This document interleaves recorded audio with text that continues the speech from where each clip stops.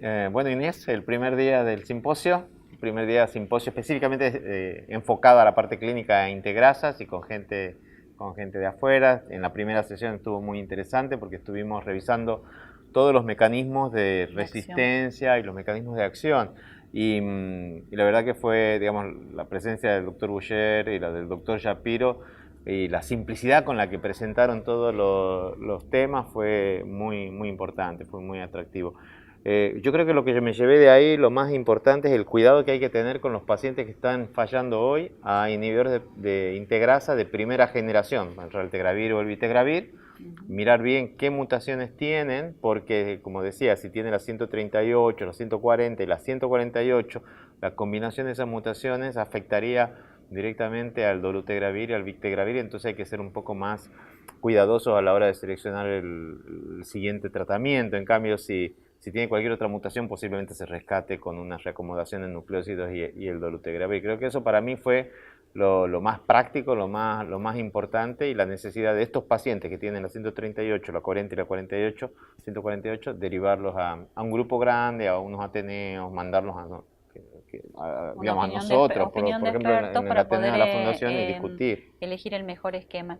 A mí Sí, me pareció interesante de esto de mecanismo de resistencia en dividir bien esto. De primera generación, que tiene sus limitaciones, con todas sí. digamos, las características de las bondades que tienen los inhibidores de integrasa en cuanto a toxicidad, en cuanto a potencia virológica, pero los de primera generación tienen baja barrera genética, a diferencia de Victegravir y Claro. Dolutegravir, que tienen una alta barrera genética y otro perfil de Ujú. mutaciones que las hacen mucho más accesibles, no solo para la primera línea, sino para pacientes Claro, que ya han fallado, incluso que ya han fallado claro. eh, con integrasas de primera Sí, generación. viste, la pregunta de Diego, que si tenemos que hacer test de resistencia basal a estos Ujú. pacientes, bueno, él es muy pragmático, si tienen plata, háganlo, plata no hay, Claro, o sea claro. pero sí que hay que Eh, hacer estudios de vigilancia, sugirió, sobre todo ahora si vamos a empezar a usar más, si llega a entrar dolutegravir Eso habría es que hacer importante y hay una que vez ver al el año. escenario o el lugar que van a tener los inhibidores de integrasa en nuestras guías, ¿no? Porque como Ujú, sabemos por ahora, en nuestras guías nacionales, si bien en las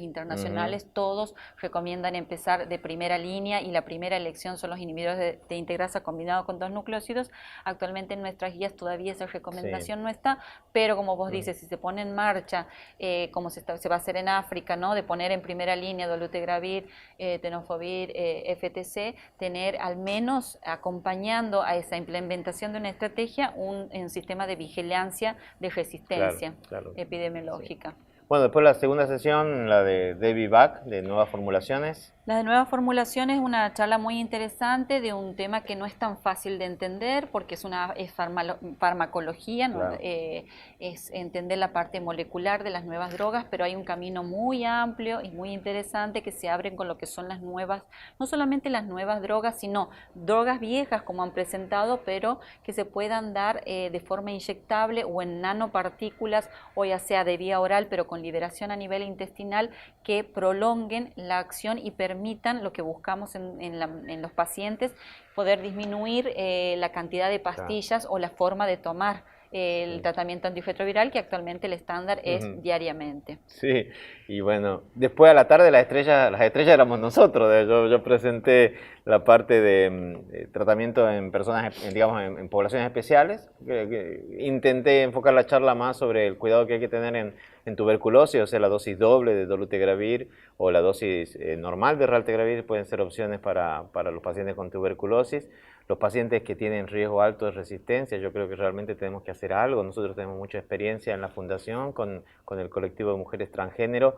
Hay que buscar estos esquemas que no tienen efectos adversos, entonces las personas los pueden tolerar fácilmente y moverse hacia ir a llevarle la medicación a donde están, al círculo, a facilitar, digamos, la conexión con el sistema de salud y con inicio de tratamiento lo más rápido posible, Sí, ¿no? Yo creo que eso es eso ha sido... importante remarcar porque la mayoría de los estudios incluyen los pacientes seleccionados, no incluyen las poblaciones especiales, ¿no? Claro, Los pacientes con infecciones sí, oportunistas, con tratamientos complejos como es la tuberculosis, salvo, bueno, el Inspiring que estaba diseñado específicamente para eso, pero en los pacientes añosos que tienen múltiples farmacias, en las mujeres en edad fértil, no hay estudios que sí. enfoquen o o que engloben en su población en estudio este tipo de poblaciones especiales. Creo que son nichos donde hay que seguir trabajando y profundizando la investigación, pero las integrasas tienen un buen perfil, Sí. ¿no? Para poder seguir explorando en estas poblaciones. Vos presentaste terapia doble. Yo creo que como que se está hablando cada vez más, se están abriendo escenarios, oportunidades para utilizar la terapia doble. ¿Vos crees dónde sería lo más importante empezar a avanzar, digamos, acá? Sí, es como que la terapia doble, hablan del nuevo paradigma de tratamiento. Yo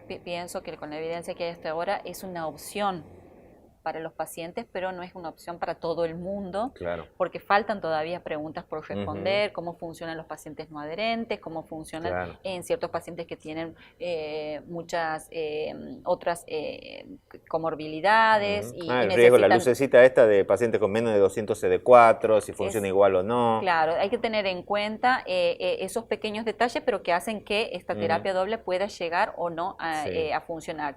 De acuerdo a Sobre todo nuestra para la gente realidad, grande, ¿no? Sobre todo para tipos que tienen riesgo renal, riesgo cardiovascular, no quieren usar es tenofovir, tentador, no hay TAF. no, es que es tentador usar, ya sea en los pacientes que tengan algún riesgo o comorbilidad renal o en pacientes con el riesgo cardiovascular aumentado, como ya hemos hablado, es tentador usar una terapia sin estas dos drogas. Y hay evidencia de que se puede hacer basado en inhibidores de proteasa, acompañados con la amibudina y basados en nuevos inhibidores de la integrasa como es el dolutegravir, también acompañado con ya sea con filpibrina o con la amibudina. Sí. En donde, digamos, se dividen un poco las aguas, son en pacientes naïf, que hay que tener los recaudos de cuánta carga viral tiene, qué niveles de defensas tienen y un escenario un poco más seguro, digamos. Seguro para probar estas estrategias es la supresión virológica, pero también hay que tener en cuenta, ¿no?, que la supresión virológica tienen que ser pacientes con al menos de 6 meses de supresión virológica, que en el caso de si lo acompañan de 3TC no tengan o se conozca el estatus para la hepatitis B, claro. Y que puedan bueno, ser adherentes a su tratamiento, ¿no?